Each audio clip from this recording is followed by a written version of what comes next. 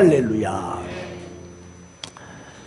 어느 청년이 주차 금지 구역에 주차를 시켰어요.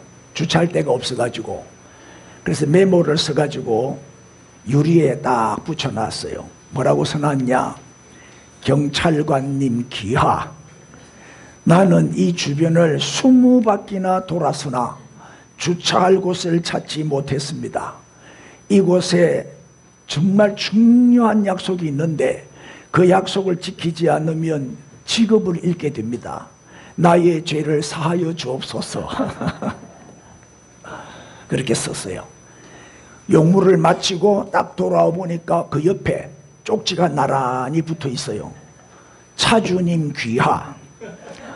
나는 이 주변을 20년간 돌아다니며 주차 단속하는 경찰관입니다.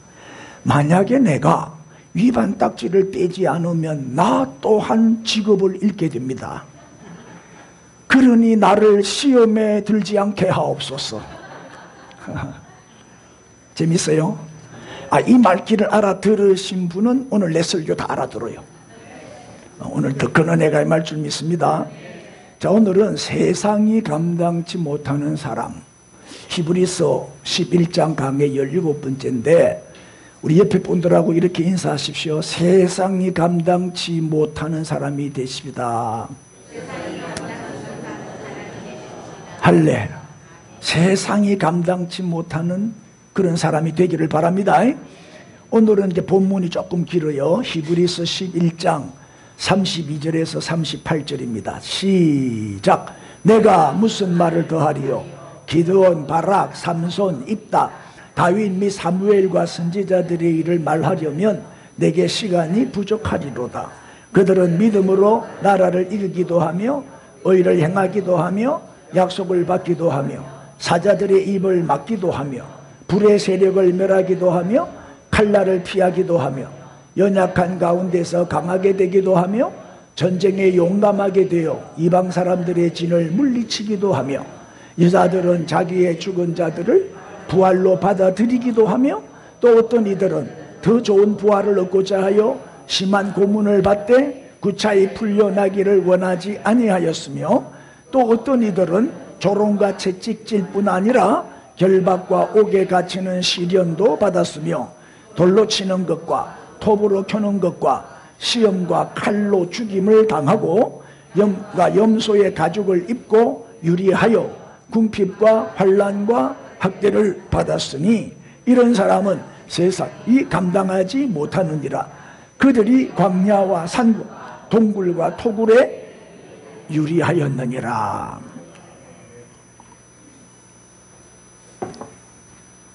히브리서 11장은 믿음의 영웅, 믿음의 거장들을 소개하는 믿음장이죠. 근데 특별히 오늘 본문은 많은 사람들이 이름이 등장을 하잖아요. 이 히브리서 11장에 등장한 이 모든 믿음의 영웅들, 이 사람들을 딱 두 종류로 구별을 할 수가 있어요. 정복자, 하나는 정복자, 또 다른 하나는 순교자. 정복자들과 순교자들의 명단이에요. 오늘 본문은 이제 히브리서 11장의 결론 부분이죠. 자, 정복도 믿음으로 하고 순교도 믿음으로 할 수 있다는 거예요. 우리가 전쟁에서 이기고 전쟁에서 승리해가지고 정복하게 하는 것도 믿음이고 끝까지 믿음을 지키고 끝까지 버티고 견디고 인내하고 순교하게 하는 것도 뭐다? 믿음이라는 거예요. 그러니까 이기게 하는 것도 믿음이고 견디게 하는 것도 믿음이다. 그래서 우리가 히브리서 11장 1절 믿음의 정의가 1절에 나오는데 한번 읽어볼까요? 시작. 믿음은 바라는 것들의 실상이요 보이지 않는 것들의 증거니. 자, 이게 무슨 말이냐? 이게 믿음의 정의인데 믿음은 첫째 바라는 것들의 실상이다. 실상이라는 단어의 원뜻을 살펴보면 기초라는 뜻이 기초, 근거. 믿음은 바라는 것의 기초요 근거다. 다시 말하면 믿음은 희망의 기초다 이 말이에요. 믿음은 우리에게 희망을 갖게 해요. 바랄 수 없는 중에 바라게 하는 거, 그게 믿음이라는 거예요. 그 다음에 보이지 않는 증거, 보이지 않는 증거라는 원뜻은 확신이라는 뜻이에요. 볼 수 없는 것을 보게 한다는 거죠. 지금 안 보이지만은 보이는 것처럼 확신하는 거예요. 이게 이제 믿음이다.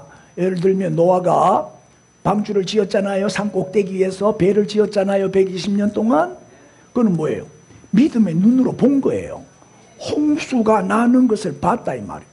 하나님의 약속의 말씀을 믿으니까 120년 후에 홍수가 내릴 것을 미리 내다보고 확신을 가지고 산 꼭대기에서 배를 만들었다 이 말. 그러니까 우리가 천국에 대한 확신, 부활에 대한 확신이 없으면요 절대 순교할 수 없죠. 그래서 이거를 둘로 나누면 정복자들의 믿음은 바라는 것들의 실상이요. 그러니까 희망의 기초지요. 승리하게 해주시는 하나님을 믿는 거예요. 정복할 수 있다. 하나님이 싸워주신다. 희망을 가지고 정복하는 거예요. 이것도 믿음이다 이 말. 믿음. 바라는 것들의 실상, 현실로 나타나는 거지요. 그 다음에 순교자들의 믿음은 뭐다? 보이지 않는 것들의 증거다. 지금은 보이지 않지만 확신을 가지고 미리 보는 거예요. 부활을 보고 천국을 보고 영생을 보는 거지요. 그러니까 순교하는 거죠. 자, 이제 오늘 본문을 살펴보면 32절에 이런 말이 나와요. 내가 무슨 말을 더하리요? 기드온, 바락, 삼손, 입다, 이 사사들이죠. 사사들과 다윗 왕이죠. 사무엘 선지자죠. 이런 선지자들의 일을 내가 다 말하려면 뭐가 부족하다? 시간이 부족하다. 이 사람들 다 살피려면은 지면도 부족하고 시간도 부족하다. 너무 많아서 내가 다 설명을 할 수가 없다 이 말. 그래서 크게 이 믿음의 영웅들을 둘로 딱 나누어 가지고 설명을 드리면 첫째가 뭐라고요? 정복자들의 믿음이다. 정복자들의 믿음은 어떠한 믿음이었냐? 이제 33절부터 나오죠. 시작. 그들은 믿음으로 나라를 이기기도 하며 의를 행하기도 하며 약속을 받기도 하며 사자들의 입을 막기도 했다. 이게 이제 정복자들의 믿음인데, 첫째는 믿음으로 나라를 이기기도 하며, 예를 들면 여호수아지요. 여호수아가 여리고를 정복하고 가나안의 원주민이 7족속인데 다 물리치고 정복 전쟁에서 승리할 수 있었던 것은 뭐 때문이다? 믿음 때문이라는 거예요. 믿음. 하나님이 여호수아에게 약속을 하셨잖아요. 뭐라고 약속했어요? 여호수아 1장 3절에 내가 모세에게 말한 바와 같이 너희 발바닥으로 밟는 곳은 시작 모두 내가 너희에게 줬다. 과거형으로 말하고 있어요.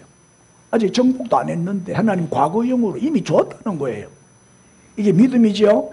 이 믿음으로 정복 전쟁에서 승리할 수가 있었다는 거예요. 뭐 여호수아가 뭐 전략이 뛰어나고 전술이 뛰어나서 이겼다고 말하면 안 돼요. 여리고를 돌아라 해서 돌았잖아요. 순종만 했어요. 순종만. 누가 무너뜨려 주셨어요? 하나님이 다 무너뜨려 주셨잖아요. 우리가 그저 하나님의 말씀을 믿고 약속의 말씀을 붙잡고 순종만 하면 되는 거예요. 그러면 하나님이 싸워주시고 하나님이 무너뜨려 주시고 정복하게 해 주신다는 거예요. 이게 믿음으로 나라를 이기기도 하며, 두 번째는 의를 행하기도 하며, 다윗이 온 이스라엘을 다스릴 때 어떻게 다스렸냐?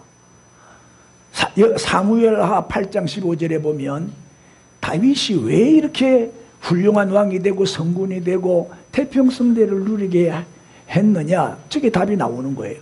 다윗이 온 이스라엘을 다스려, 그 다음 읽으세요. 시작. 다윗이 모든 백성에게 정의와 공의를 행할세. 정의와 공의를 행하면 돼요. 대통령이 위정자들이 정의와 공의만 행해주면 그 나라는 잘 되는 거예요. 백성들은 편안하게 태평성대를 누리면서 잘 살게 되어 있어요. 대부분의 정치꾼들은 정의와 공의를 행하지 않아요. 자기 일심만 생각하지, 부정축제하지, 불법을 행하지, 뇌물을 받아 먹지, 특혜를 주기 위해서 말이야. 뇌물 받아 먹고 특혜를 주지. 내가 그 자리에 있을 때 내가 한 미천 해줄게. 그런 말들이 공공연하잖아요. 그러면 안 되는 거지. 이 악을 행하는 이 불의한 정치권, 불의한 재판관들이 다스리는 나라는 망할 수밖에 없는 거죠. 부정선거나 하고 말이야. 이러면 나라 망하는 거죠. 예? 보세요. 지도를 한번 보세요. 다윗이 다스릴 때의 지도입니다. 저기 이제 요 파란색 있잖아요. 요 파란색은 사울 왕이 다스린 지역이에요. 사울이 죽고 난 다음에 다윗이 왕이 됐잖아요. 이렇게 영토가 넓어진 거예요. 여기 이제 분홍 색깔이 다윗이 확장한 영토예요. 그리고 다윗이 죽고 난 다음에 솔로몬이 또 계속 확장해 나가잖아요. 그 시너지를 받아가지고 요까지 점령을 해서 솔로몬이. 그래서 솔로몬 때 이렇게 넓은 영토를 여기 보세요. 유브라데스 강까지 정복을 해버린 거예요. 이렇게 넓은 지역을 다스렸어요. 왕이 정의와 공의를 행하면 이렇게 나라가 번성하게 되고 잘 될 수밖에 없지요. 예? 공의를 행했다. 정의와 공의를 행했다. 우리 대통령과 우리 모든 위정자들이, 정치 지도자들이 예? 정의와 공의를 행하는 지도자가 되기를 바랍니다. 할렐루야. 이걸 놓고 우리가 기도해야 돼요. 세 번째는 뭐지요? 약속을 받기도 하며. 무슨 약속? 하나님이 기드온에게 기드온아, 미디안을 내가 네 손에 붙였다. 그러니까 네가 가서 쳐서 너는 승리할 수 있으니까 나가라. 자, 사사기 7장 9절에 그 밤에 여호와께서 기드온에게 이르시되 일어나 진영으로 내려가라. 시작. 내가 그것을 내 손에 넘겨주었느니라. 미디안을 말하거든요. 이 약속을 믿은 거예요. 기드온이. 처음에는 기드온도 못 믿었잖아요. 네, 거부하고 못 갑니다. 거절하고 이 핑계 저 핑계 대했잖아요. 그런데 이 약속의 말씀을 믿고 불과 몇 명으로 300명 용사를 가지고 미디안과 싸워서 대승리를 거두어요. 그때 미디안이 몇 명 죽은 줄 아세요? 모든 군대 중에 칼 든 자가 몇 명? 12만 명. 미디안 군대 12만 명이 죽었고 그 남은 15,000명도 어떻게 돼요? 나중에 다 죽어요. 15,000명도 거기에 남아 있었지만 나중에 결국 다 죽여. 그렇게 몇 명이요? 13만 5천 명을 300명으로 불과 300용사로 13만 5천 명을 물리치고 대승리를 거두었어. 이게 가능해요? 불가능해? 하나님이 싸워주신 거지. 하나님이 약속을 지켜주신 거지요. 약속의 말씀을 믿고 나가면 그대로 성취된단 말이에요. 이게 믿음 아니에요. 믿음. 보세요. 12절에 세바와 살문나가 누구냐면 미디안의 두 왕이에요. 도망하는지라 기드온이 그들의 뒤를 추격하여 미디안의 두 왕 세바와 살문나를 사로잡고 그 다음에 그 온 진영을 다 뭐요? 격파해. 13만 5천 명을 다 전멸했다. 여러분 성경에는요 이렇게 수많은 약속이 있어요. 하나님께서 우리에게 주신 축복의 약속. 무슨 약속? 기도해라 내가 응답해 줄게. 기도 응답의 약속. 형통의 약속. 순종해라. 네가 이 계명을 지키기만 해라. 내가 형통하게 해줄게. 형통의 약속, 축복의 약속, 번성케 하고 또 번성케 하리라. 번성의 약속, 건강의 약속, 자녀의 약속, 후손의 약속, 땅에 대한 약속. 얼마나 하나님께서 우리에게 복 주시려고 32,500가지의 약속이 성경에 나와요. 근데 우리는 왜 그 약속을 다 못 누려요? 그 축복의 약속을 왜 우리는 다 못 받냐 이 말이에요. 왜 많은 그리스도인들이 이 풍성한 약속들이 있음에도 불구하고 그렇게 메마른 삶, 부족한 삶, 건조한 삶, 죽지 못해 사는 삶, 고통 가운데 살고 있냐 이 말이에요.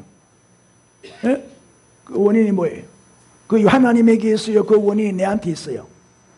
왜 대답을 못해요?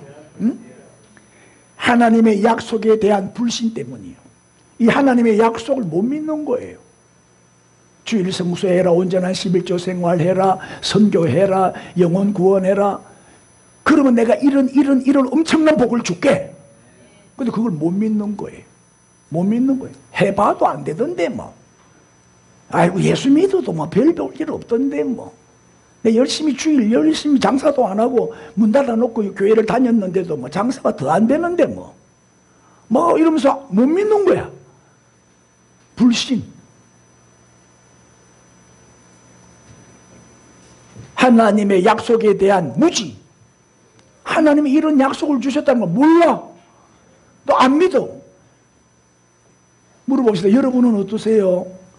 여러분은 하나님의 이 축복의 약속에 대해서 알고 있습니까? 믿고 있습니까? 그러면 순종해 보세요. 그대로 한번 지켜보세요. 10계명만 잘 지켜도 다 축복받아요. 못 받으면 오세요. 내가 책임질 테니까. 여러분 10계명을 철저하게 지켰는데도 복을 못 받는다면 하나님 거짓말쟁이지. 나는 사기꾼이 되는 거지. 내가 이렇게 자신 있게 큰 소리 치는데 왜 못 믿어요? 믿고 순종해 보세요. 하나님 복 주시는가 안 주시는가? 조지 물러 아시죠? 조지 물러. 기도 응답에 대한 하나님의 약속을 성경을 읽다가 발견한 거예요. 기도하면 하나님이 다 주시네. 믿음으로 기도해서 5만 번 이상 응답받았다고 간증하고 있어요. 조지 물러 5만 번 이상 기도 응답받은 사람이에요. 2,000명 3,000명 큰 고아원을 운영했는데 그 많은 애들 한 끼도 굶기지 않고 다 배불리 먹이면서 기도원 운영을 잘했어요. 양식만 떨어지면 기도하면 주시니까. 기도만 하면 하나님 내일 아침거리가 없습니다 라면 새벽에 또 트럭이 온대. 음식을 싣고 온대. 빵을 싣고 오고. 좀 믿어봐요. 좀. 여러분도 이 하나님의 약속을 믿고 이 말씀을 믿고 한번 순종해 보세요. 그래서 하나님의 기적과 풍요를 날마다 체험하고 누릴 수 있기를 축원합니다. 넘어갑시다. 네 번째, 사자들의 입을 막기도 하며. 다니엘 얘기잖아요. 사자굴 속에 던져졌으나 그 몸이 하나도 상한 데가 없이 살아나왔어요. 그림부터 한번 보세요. 사자하고 같이 놀고 있잖아요. 사자가 다니엘을 잡아먹는 게 아니라 입을 꼭 다물고 누구 하나 공격하는 사자가 없잖아요. 다니엘 4장 6장 23절. 왕이, 이때 왕은 다리오 왕이죠. 왕이 심히 기뻐서 명하여 다니엘을 굴에서 올리라 하매 그들이 다니엘을 굴에서 올린 적 시작. 그의 몸이 조금도 상하지 아니하였으니 이는 그가 자기의 하나님을 믿음이었더라. 보세요. 믿음의 능력이 이래요. 하나님을 믿으면 하나님이 사자 입도 그냥 딱 봉해버려요. 예? 그 다음에 다섯 번째는 뭐지요? 이제 34절부터 또 나옵니다. 33절 설명 다 했고 이제 34절을 읽겠습니다. 시작. 불의 세력을 멸하기도 하며 칼날을 피하기도 하며 연약한 가운데서 강하게 되기도 하며 전쟁에 용감하게 되어 이방 사람들의 진을 물리치기도 하며. 자, 여기 보면 제일 먼저 불의 세력을 멸하기도 하며. 다니엘 세 친구 얘기죠. 사드락 메삭 아벳느고 느부갓네살의 금신상에게 절을 해야 안 해요. 끝까지 안 해. 신상 숭배를 거절한 거예요. 그래서 7배나 더 뜨겁게 해가지고 불무불에 던져졌어요. 이 다니엘의 세 친구의 믿음을 한번 보세요. 다니엘 3장 17절. 왕이여, 우리가 섬기는 하나님이 계시다면 우리를 맹렬히 타는 풀무불 가운데서 능히 건져내시겠고 왕의 손에서도 건져내실 줄을 믿습니다. 믿음 대단하죠? 그 다음에 그러나 이보다 더 좋은 믿음이 뭐냐? 18절 믿음이죠. 그렇게 하지 아니하실지라도 내가 불에 타 죽는다 할지라도 왕이여, 우리가 왕의 신들을 섬기지도 아니하고 왕이 세우신 시작 금신상에게 절하지도 아니할 줄을 아옵소서. 대단한 믿음이죠. 이게 순교신앙 아니요? 할렐루야. 에? 그러니까 이 불의 세력을 멸한 것은 물이 아니요, 물이 아니고 이 세 친구의 믿음이었다 이 말이에요. 믿음. 에? 타락 하나 거슬리지 않고 살아나왔잖아요. 할렐루야. 오히려 이 새 친구를 풀무불 속에 집어 던져 넣은 그 군인들은 다 타 죽었잖아요. 이런 역사가 일어나는 거예요. 여섯 번째는 칼날을 피하기도 하며. 이거는 무슨 얘기요? 사울이 다윗을 죽이려고 창을 여러 번 던졌잖아요. 한번 보세요. 그림을 한번 보세요. 사울이 다윗이 금은고를 타고 연주를 하고 있는데 자기를 위해서 노래를 부르고 있는데 창을 집어 던지는 거예요. 피하는 장면이지요. 사무엘상 19장 9절에 보니까 사울이 손에 단창을 가지고 그의 집에 앉았을 때 여호와께서 부리시는 악령이 사울에게 접하여. 그렇게 사울이 미친 거죠. 악령이 임했다는 건 미쳤단 말이죠. 다윗이 손으로 수금을 탈 때 사울이 단창으로 다윗을 벽에 박으려고 던졌는데 그는 사울의 앞을 피하고 시작. 사울의 창은 벽에 박힌지라. 다윗이 그 밤에 도망가잖아. 얼마나 겁을 먹었으면 그때부터 이때부터 헤어지면서 다시는 못 만나. 다윗이 아주 날쌔기 때문에, 다윗이 빨랐기 때문에 저 창을 피했다고 생각하세요? 아니지. 하나님이 피하게 해주신 거지. 다윗은 온전한 마음으로 하나님을 믿고 신뢰했던 믿음의 사람이잖아요. 늘 하나님을 의지하고 경외했던 사람이잖아요.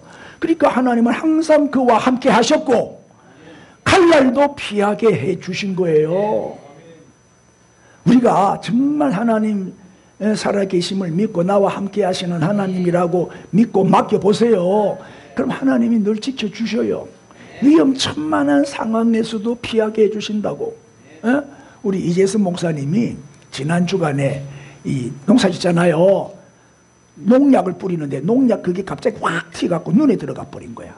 농약이 눈에 들어가면 실명할 수 있어요. 독하니까. 그래 급하게 병원에 응급실에 가서 치료를 받았는데 감사하게도 깨끗하게 회복이 됐어요. 아무 후유증도 없이 다 잘 나았대요. 이거는 물론 병원에서 좋은 약도 썼겠지만 하나님이 지켜주신 거죠.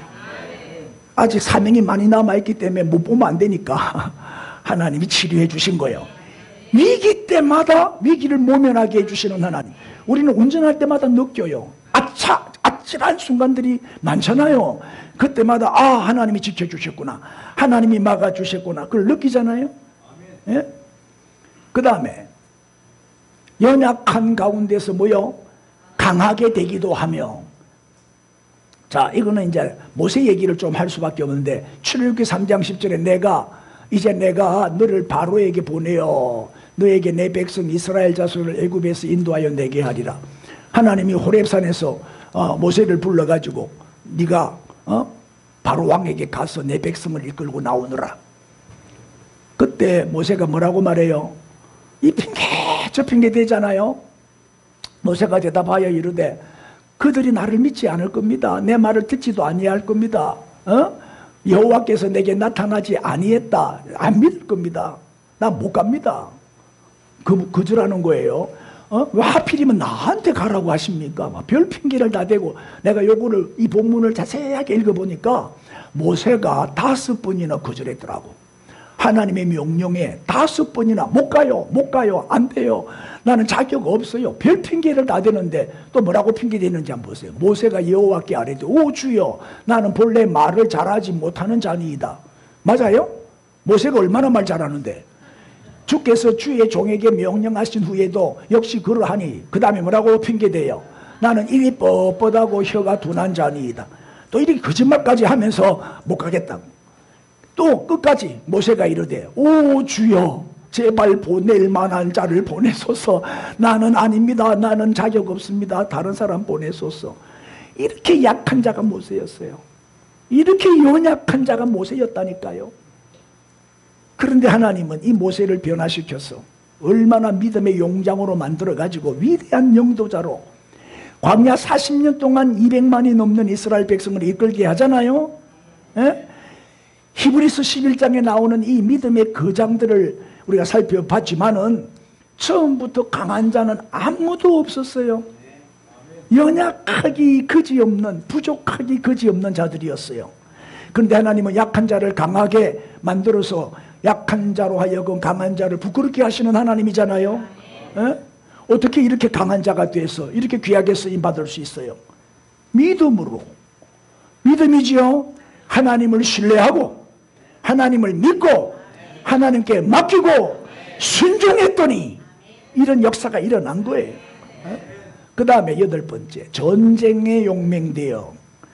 요 얘기는 뭐 많은 얘기를 할 수 있지만 아브라함 얘기 좀 하면, 아브라함은 318명 가신을 거느리고 그돌라 오멜과 그 연합군 5개국 연합군을 물리쳤어요. 셀 수 없는 큰 군대를 물리치고 포로로 끌려간 누구를 구출해 와요? 조카 롯을 구출해 와요. 뺏긴 재산 다 찾아와요. 친척들까지 다 데리고 와요. 대승리를 거두고 포로로 끌려간 사람들을 구출해 갖고 돌아오는 장면이 나오지요. 여호수아도 그렇잖아. 여호수아도 1장 5절에 보면 네 평생에 능히 너를 대적할 자가 없으리니 내가 모세와 있었던 것 같이, 그 다음에 시작, 너와 함께 있을 것임이니라. 내가 너를 떠나지도 아니하며 버리지도 아니하리라. 보세요. 여호수아는 이 하나님의 약속의 말씀을 붙잡은 거예요. 너를 당할 자가 아무도 없다. 너를 당할 자가 아무도 없다. 강하고 담대하라. 그 다음에 보세요. 6절에 시작, 강하고 담대하라. 너는 내가 그들의 조상에게 맹세하여 그들에게 주리란 땅을 이 백성에게 차지하게 하라. 이 땅이 가나안 땅이죠. 내가 너로 하여금 가나안 땅을 다 정복하게 해주겠다는 약속이죠. 용맹의 비결, 강하고 담대할 수 있었던 그 비결이 뭐예요? 믿음이지, 믿음. 이 믿음으로 가나안을 정복한 거예요. 할렐루야. 그 다음에 9번째, 이방인의 진을 물리치기도 하며, 여호수아도 이방 땅을 다 점령했죠. 사사들도 다 이방과의 전쟁에서 다 승리를 거두었고 자기 백성들을 다 구출해내잖아요. 다윗도 솔로몬도 얼마나 영토를 많이 확장했어요. 이방인들을 물리치고 그리고 그 전쟁에서 이기고 정복하고 지경을 넓혔다 이 말이에요. 뭐로? 믿음으로. 이방인과 싸움에서 어떻게 이겼다? 믿음으로. 믿음으로. 마지막 10번째 시작, 여자들은 자기의 죽은 자를 부활로 받기도 하며. 이 무슨 얘기? 여자들이 죽은 자를 부활로 받기, 이게 무슨 얘기냐면 바로 이 그림을 통해서 한번 맞춰보세요. 이 무슨 그림이요? 요거는 또 무슨 그림이요? 여기 이제 엘리사 얘기인데, 엘리야가 누구를 살려요? 사르밧 가부의 아들. 사르밧 가부의 아들을 살리죠. 또 저거 설명하려면 시간 많이 걸려. 통과. 저거 오른쪽 그림은 수넴 여인의 아들을 살린 엘리사지요. 예? 보세요. 자기의 죽은 아들을 부활로 받기도 하며 그 얘기를 말하는 거예요. 보세요. 믿으니까 죽은 자도 살아나잖아요. 믿으니까 이런 기적이 일어나는 거예요. 여러분 인사합시다. 믿으면 기적을 보게 됩니다. 그렇죠. 요한복음 11장 40절에도 믿으면 하나님의 영광을 보리라 그랬잖아요. 믿으세요. 하나님의 영광을 보게 돼요. 자, 요까지가 이제 정복자들의 믿음이요. 그 다음 이제 순교자들의 믿음입니다. 순교자들의 믿음. 이제 정복자들의 믿음과 정반대 상황이죠. 예? 지금은 계속 이기는 얘기만 했잖아요. 할렐루야. 믿음으로 계속 승리한 얘기만 했잖아요. 그런데 이 순교자들의 믿음은 믿음으로 끝까지 견디고 버티고 인내하고 참고 기다리고 끝까지 마지막에는 순교까지 하는, 이게 믿음이라는 거예요. 이게 이기게 하는 것도 믿음이지만 견디게 하는 것도 믿음이다. 여러분 잘 견디고 있습니까? 여러분 예수만 믿으면, 잘 들어요. 예수만 믿으면 절대로 고생하지 않는다. 예수 믿으면 팔짱을 고친다. 예수 믿으면 병에도 안 걸리고 다 부자가 되고 절대 실패도 안 한다. 이런 설교는 믿으면 안 돼. 이건 잘못된 설교야. 아시겠어요? 잘 믿는 사람도 고난을 당할 수 있어요. 시대가 그렇잖아요. 북한 성도들을 보세요. 우리보다 신앙 좋아요. 북한 성도들은 순교 신앙을 가지고 신앙생활을 해요. 들키면 처형당해요. 그런데 숨어서 예배 드려요. 숨어서 성경 읽어요. 숨어서 찬송 불러요. 이게 북한의 성도. 그 북한의 성도들은 진짜 성도들이지. 그 지하교회 성도들이 진짜 정말 진짜백이요. 그들이 남한의 성도들을 위해서 기도한다잖아요. 이 남한의 가짜백이 날라리 신앙인들 진짜가 되게 해주옵소서. 우리를 위해서 기도한대요. 북한 성도들이. 우리 신앙이 하도 개떡 같아갖고 찔릴 때는 또 가만히 안. 여러분, 북한에서 태어나서 북한에서 신앙생활하는 우리 성도들은 신앙이 좋아도 환난과 핍박과 궁핍과 말할 수 없는 고난 속에 살고 있잖아요. 믿음을 지키며 순교를 당할 수 있는데도 끝까지 믿음 지키고 있잖아요. 그래서 이 순교자들의 믿음은 어떤 믿음인지 한번 봅시다. 이제 35절부터 쭉 나오는데, 첫째, 시작. 더 좋은 부활을 얻기 위해 심한 고문을 받습니다. 고문을 당할 때 내가 예수 안 믿겠어요 이러면 고문이 없어. 예수를 부인하면 고문 안 당한다니까. 그런데 끝까지 고문을 당하면서도 참아. 끝까지 견뎌. 그 이유가 뭐예요? 더 좋은 부활 때문이에요. 부활신앙이잖아요. 또 어떤 이들은 더 좋은 부활을 얻고자 하여 심한 고문을 받되 구차하게 풀려나기를 원하지 아니하였다. 그 우리나라도 일제치하 때 다른 목사님들은 다 신사참배에 가서 참배하고 일본 놈들이 시키는 대로 순종해갖고 다 잘 먹고 잘 살았잖아요. 근데 주기철 목사님은 끝까지 신사참배 반대하고 거부하는 바람에 옥중에서 그 고문을 견디지를 못해서 순교했잖아요. 누가 진짜요? 누가 진짜냐고. 찔리니까 대답을 못하네. 주기철 목사님이 진짜 아니요. 그래서 지금까지 존경받고 있잖아요. 죽음을 면하기 위해서 타협 안 하는 거예요. 굴복도 하지 않아요. 오히려 영광스러운 죽음을 선택하는 거죠. 그 잔인한 형벌도 주기철 목사님은 모판 위에도 걸어갔어요. 모판 위에. 상상을 해보세요. 얼마나 아팠을까. 무서워하지 않아요. 어차피 죽을 목숨. 이렇게 죽거나 저렇게 죽거나 우리는 다 죽을 건데, 죽고 나면 이 믿음을 끝까지 지키고 순교하면 천국에 가면 큰 상을 받겠죠. 다시 부활할 때는 더 건강한 모습으로 부활하게 되겠죠. 이 믿음, 부활신앙, 천국의 소망, 여기에 대한 확신이 있으니까 그죠? 순교하는 거예요. 두 번째는 조롱과 채찍질을 당했다. 자, 또 어떤 이들은 조롱과 채찍질뿐만 아니라 36절이죠.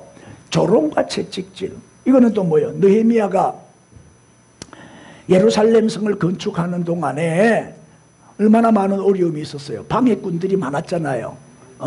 산발랏이라든지 도비야라든지 계속 방해를 하고 조롱을 하고 비난을 하고 죽이려고 음모를 꾸미고, 어느 광야로 나오느라, 왜 나가면 죽이려고. 이렇게 어려운 가운데서도 잘 버티고 끝까지 이기고 드디어 예루살렘 성벽을 재건하는 데 성공을 하잖아요. 그게 뭐예요? 하나님이 약속하셨기 때문에, 하나님이 함께 하신다는 믿음 때문에. 이 믿음이 이렇게 중요한 거죠. 사도 바울도 그 심한 고난을 당하고 죽을 고비를 여러 번 넘겼지만 그렇게 매를 맞고 감옥에 갇히고, 그죠? 돌에 맞고 태형을 당하고, 그래도 끝까지 믿음을 지키고 결국 순교의 제물이 되잖아요. 조롱과 채찍질을 당하고. 예수님도 얼마나 채찍을 많이 맞으셨어요. 그 다음에 결박과 옥에 갇히는 시련을 겪죠. 결박과 옥에 갇히는 시련도 받았으며, 예레미야를 비롯하여 많은 선지자들, 이 사람들은 이 하나님의 이 심판의 메시지를 전하다가 다 순교해요. 서대반 복음 전하다가 돌에 맞아 죽어요. 감옥에 갇히고 고문을 당하고 순교의 제물이 되는 거예요. 세상적으로 볼 때는 실패자처럼 보이지요. 그러나 실패자입니까? 순교 당한 사람들은 다 실패한 사람들이고 망한 사람들입니까? 저주를 받은 사람이에요. 그래서 젊은 나이에 다 저렇게 비참하게 죽어요. 이 믿음이 위대한 믿음이다 이 말이에요. 이 믿음이 위대한 믿음. 여러분, 이 험악한 세상 조금 더 살고 덜 살고 무슨 의미가 있어요? 5년 더 살고 10년 더 살고 무슨 의미가 있냐고. 천국 가서 영원히 잘 살아야지. 세상 사람들의 눈으로 볼 때 예수 믿는 사람들은 다 바보로 보일 거예요. 이 좋은 날씨에 주일날 놀러 안 가고 교회 가서 예배 드리고 하루 종일 교회 가서 살다시피 하다가 오거든. 주일날 어디 안 가잖아요. 여러분들은 친구들이 유혹을 해도 같이 골프 치러 안 가고 등산도 안 가고 낚시하러도 안 가고 교회로 오잖아요. 세상 사람들이 볼 때는 등신 쪼다요. 아이고 저 바보들. 맞죠? 그러나 믿음의 눈으로 볼 때 하나님이 보실 때는 우리는 믿음의 성공자고 영웅이고 믿음의 거장들이지요. 얼마나 위대한 믿음의 사람이냐고. 예? 또 37절도 보세요. 죽임을 당하죠. 결국 순교합니다. 돌로 치는 것과 톱으로 켜는 것과 시작 시험과 칼로 죽임을 당하고 양과 염소의 가죽을 입고 유리하여 궁핍과 환난과 학대를 받았으니. 자, 돌에 맞아 죽었다. 누가 돌에 맞아 죽었지요? 순교했지요. 서대반이 돌에 맞아 순교했고 또 구약의 선지자 중에 스가랴가 돌에 맞아 순교해요. 톱으로 켜는 것과 누가 톱 켜임을 당해서 순교하지요? 이사야가 톱으로 켜임을 당해서 순교합니다. 또 시험과 칼로 죽임을 당하고, 시험과 칼은 뭐예요? 박해를 말하잖아요. 온갖 박해를 당하고 죽임을 당했다는 것은 순교지요. 순교했다 이 말이에요. 양과 염소의 가죽을 입었다는 것은 뭐예요? 지독하게 가난하게, 그리고 유리하며, 이 말은 광야에서 떠돌며 살았다는 거예요. 세례 요한을 비롯해서 실제로 엘리야도 그렇고 엘리사도 그렇고 양과 염소의 가죽을 입고 떠돌이 생활을 했어요. 자기 집도 없고 거처도 없이 그렇게 고생하면서 하나님의 메시지를 전한 거예요. 궁핍과 환난과 학대를 받았으니, 온갖 핍박을 다 받은 거지요. 그 다음에 38절, 이런 사람은 어떤 사람이라고요? 세상이 감당하지 못하는 사람이에요. 그들은요, 이 믿음 지키려고 광야와 산과 동굴과 토굴에 뭐 했다? 유리하였다. 이 말은 뭐예요? 숨어 살았다. 잡히면 죽으니까, 잡히면 처형당하고 감옥에 가고 고문을 당해야 되니까 숨어 다니면서 믿음을 지킨 사람들이요. 결국 뭐예요? 이렇게 유리방황하면 하는 학대 속에 살다가 결국 순교를 당했다. 여러분, 모든 고난은 우연은 없어요. 다 하나님의 뜻이 있죠. 그래서 우리가 고난이 올 때 자꾸 절망하지 말고 원망 불평하지 말고 자꾸 환경을 변화시키려고 하지 마세요. 환경이 바뀌도록 자꾸 남편 바뀌도록 자꾸 남편 바뀌도록만 기도하지. 왜 남편이 안 바뀔까? 남편 바꿔주옵소서. 안 바뀐다니까. 내가 먼저 바뀌어야 돼요. 내가 먼저 바뀌면 남편도 바뀌게 돼 있어요. 우리 아까 이 권사님이 그러더라고. 남편한테 편지를 써서 보냈는데도 답이 없다고. 이 어쩌면 좋냐고. 손편지까지 써서 보내는데도 이놈의 강팍한 마음이 안 열리고 답도 안 해준다는 기라. 그러면서 교회 가자 이러면은 니나 잘해라 그런데요. 남편이 니나 잘해라. 그래서 내가 니나 잘하세요. 그래서 남편 자꾸 바꿔달라고 기도하지 말고 내가 더 변화되고 내가 더 잘하면 언젠가는 마음이 안 열리겠냐? 어쩌겠노? 남편 영혼 구원을 위해서 내가 죽어야지. 더 낮아져야지. 맞습니까? 그게 위대한 믿음 아니겠어요? 갈고 싸우면 안 되지. 그래서 뭐요? 환경을 자꾸 바꾸려고 하지 말고 환경을 그대로 받아들이세요. 그냥 환경을 그대로 받아들이고 적응하는 거예요. 거기서 또 감사거리를 찾아서 사는 거예요. 근데 다음 주일이 이제 맥주 감사 주일인데 분명히 하나님은 감사하는 자에게 축복을 약속하고 있죠. 근데 감사를 안 해. 여러분, 감사 안 하는 사람은 자꾸 일이 꼬여요. 계속 어려운 문제가 생겨요. 절대 일이 안 풀립니다. 여러분 경험할 거예요. 심은 대로 거두는데 심는 게 없는데 뭘 거둘 거예요? 감사해 보세요. 감사 술술술술 풀립니다. 왜 자꾸 집안에 우환이 생기고 자녀들한테 문제가 생기고 건강이 안 좋아지고 물질이 말리고 왜 그러냐? 왜 자꾸 빚지면서 사냐? 빚지는 게 가난이요. 빚이 없으면 부자요. 빚지는 게 가난이지요. 우리는 빚 없이 살아야 돼요. 빚에서 해방돼야 돼요. 왜 그러냐? 네! 원망 불평하고 남의 탓하고 이러니까 안 되는 거예요. 이번에 감사를 좀 회복해 보세요. 감사가 살아나면 모든 게 다 좋아지게 돼 있어요. 감사가 축복의 그릇이라니까요. 감사가 축복의 통로라니까요. 여러분 다시 감사해 보세요. 마음으로 감사하고 입으로 감사하고 물질로 감사하고 우리의 삶으로 늘 감사하면서 한번 살아보세요. 상반기 감사가 맥주 감사절이요. 이번 맥주 감사절을 통해서 모든 것이 살아나고 회복되고 좋아지기를 축복합니다. 자, 인사 한번 더 합시다. 세상이 감당치 못하는 사람이 됩시다. 쳐다보고 시작. 이런 순교신앙을 가지고 믿음을 지키면 누가 감당하겠어요? 할렐루야.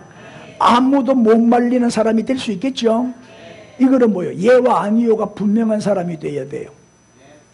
진리 앞에서는 예, 불의 앞에서는 아니요. 정확하게 예와 아니요를 잘하는 신앙 인격자가 되십시오.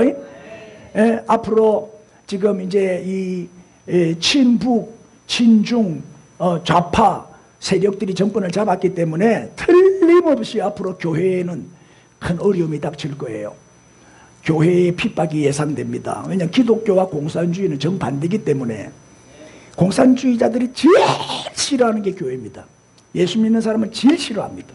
아마 없애려고 할 거예요. 교회 폐쇄법도 아마 통과시킬지도 모르겠어요. 어떤 어려움이 오더라도 어떤 핍박이 오더라도 우리는 순교신앙을 가지고 믿음을 지켜야 돼. 그래서 세상이 감당치 못하는 사람이 되십시오. 할렐루야. 그럴 때 우리는 면류관의 주인공이 되고 영원히 잘 되는 축복의 사람이 되겠죠. 이런 믿음의 용장들이 되시기를 바랍니다. 인사 한번 합시다. 믿음의 영웅이 됩시다. 믿음의 거장이 됩시다. 자, 오늘 세상이 감당치 못하는 사람 두 가지로 요약해서 말씀드렸어요. 첫째는 정복자들의 믿음. 이 정복자들의 믿음은 능동적인 차원에서의 믿음이죠. 그 다음에 순교자의 믿음은 수동적인 차원에서의 믿음이에요. 견디는 믿음. 정복자의 믿음은 이기는 믿음. 순교자는 견디고 버티고 참는 믿음이죠. 이 두 가지 균형을 잘 이루셔서 승리자가 되시기를 바랍니다.